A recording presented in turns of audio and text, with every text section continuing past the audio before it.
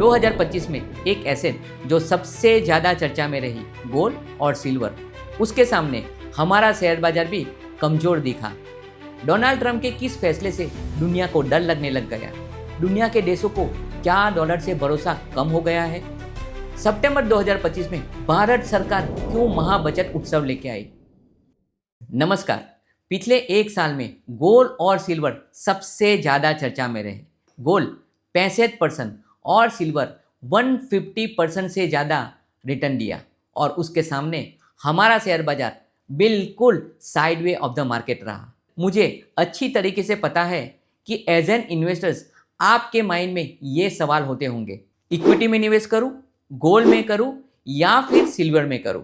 ज़्यादातर जब ऐसी घटनाएं होती है, इन्वेस्टर्स रिसेंसी बायस का शिकार हो जाता है। हमें उसी एसेट में इन्वेस्टमेंट करना अच्छा लगता है जिसका पिछले एक साल में रिटर्न सबसे ज़्यादा दिखा। पर सच बात यह है, आने वाले समय में कौन सी एसेट में रिटर्न बनेगा कोई नहीं जानता। अब तक इतिहास भी ये कहता था, जो रिटर्न लॉन्ग टर्म में इक्विटी में बनता है वो सिल्वर और गोल्ड में नहीं बनता है। लेकिन पिछले एक दो साल में उसका बिल्कुल उल्टा हुआ। क्यों ऐसा हुआ? चलिए इसे समझते हैं। इस चार्ट को ध्यान से देखिए। क्या आपने कभी सिल्वर और गोल्ड के दाम इतनी तेजी से बढ़ते हुए देखे हैं? गोल्ड और सिल्वर के दाम इसलिए नहीं बढ़ रहे कि हम और आप गोल्ड और सिल्वर को खरीद रहे हैं। हम तो जमाने से खरीद रहे हैं और आगे भी खरीदते रहेंगे। असली रीज़न यह है कि दुनिया की सेंट्रल बैंक जैसे हमारी आरबीआई, उन्होंने डॉलर रिजर्व को कम कर रहे हैं और गोल्ड रिजर्व को बढ़ा रहे हैं। क्यों ऐसा? जब रशिया ने यूक्रेन पे हमला किया और अमेरिका ने रशिया के डॉलर रिजर्व को फ्रीज कर दिया, वहीं से दुनिया ने एक नया रिस्क देखा। डी डॉलराइजेशन की यहीं से शुरुआत हुई। चीन और रशिया ने मिलकर दुनिया को ये संदेश दिया कि आज अगर हमारे साथ ये हो सकता है तो आने वाले समय में आपके साथ भी हो सकता है। दुनिया के देशों को डर लग गया, क्या हमें डॉलर रिजर्व रखना चाहिए? बस वहीं से डॉलर रिजर्व धीरे धीरे कम हो रहा है और उसके सामने गोल्ड को खरीदा जा रहा है। ज़्यादातर इन्वेस्टर्स पिछला एक महीना, एक साल का रिटर्न देख के एक्साइटेड हो जाते हैं, फोमो इफेक्ट बना लेते हैं, फियर ऑफ मिसिंग अपॉर्चुनिटी, अभी खरीद लूँ नहीं तो रह जाऊंगा। इसका रीज़न डैनियल कैनमैन की एक किताब थिंकिंग फास्ट थिंकिंग स्लो में बेहतरीन वे से समझाया। उनका कहना यह है कि हमारा दिमाग एक चीज़ को दो अलग अलग तरीके से सोचता है। थिंकिंग फास्ट यानी कि हम तुरंत एक धारणा बना लेते हैं, और थिंकिंग स्लो जहाँ पे हम सोच समझ और कैलकुलेशन करके एक धारणा समझ बना लेते हैं। मार्केट में पैसा उसी का बनता है जो थिंकिंग स्लो को फॉलो करता है। आज हमें सिर्फ गोल्ड और सिल्वर की चमक दिख रही है, तो चलिए गोल्ड और सिल्वर की साइकिल को समझते हैं। मान लीजिए किसी ने 2012 में सिल्वर को 56,000 में खरीदा था।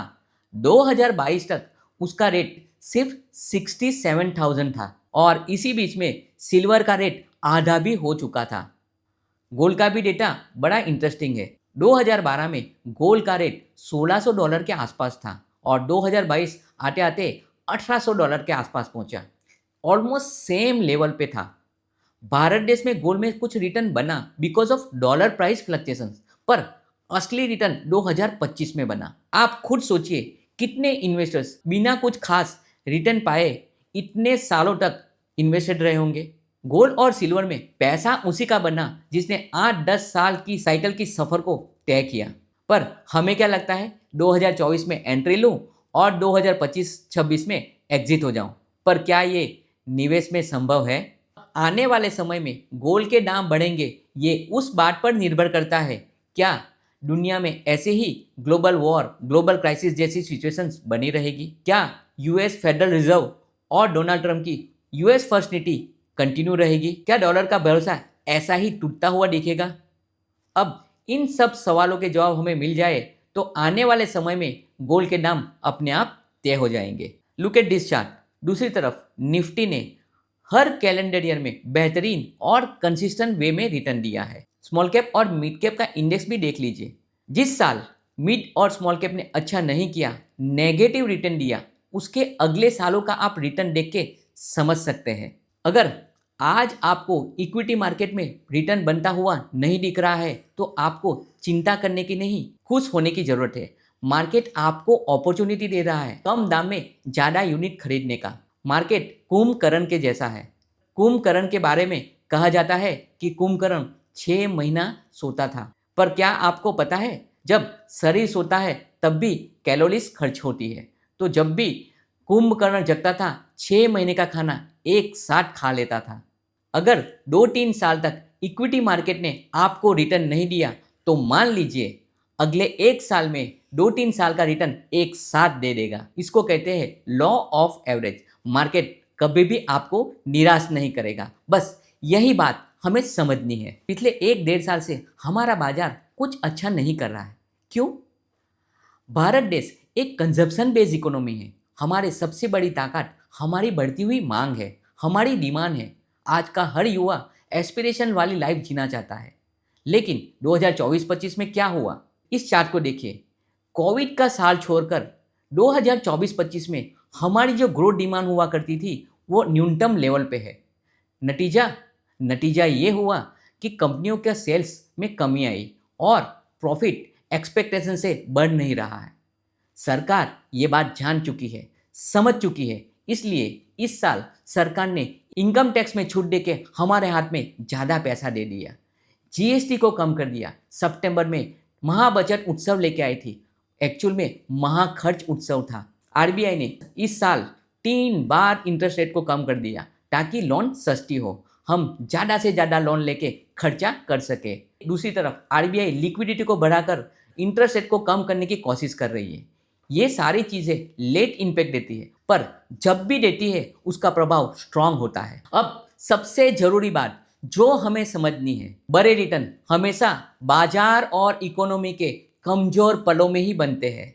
तभी तो सरकार सही फैसले लेती है। जब दुनिया कहती है मार्केट अच्छा नहीं कर रहा है तो आपको हिम्मत रखनी है और अपना इन्वेस्टमेंट जारी रखना है, उल्टा उसको बढ़ाना है। आरबीआई और सरकार अपना अपना काम कर रही है। मार्केट में अच्छे दिन आने के बीच बोए जा चुके हैं। आपको 3-5 साल में पैसे की ज़रूरत नहीं है तो इस बाजार में आप अपनी हिस्सेदारी को बढ़ा सकते हैं।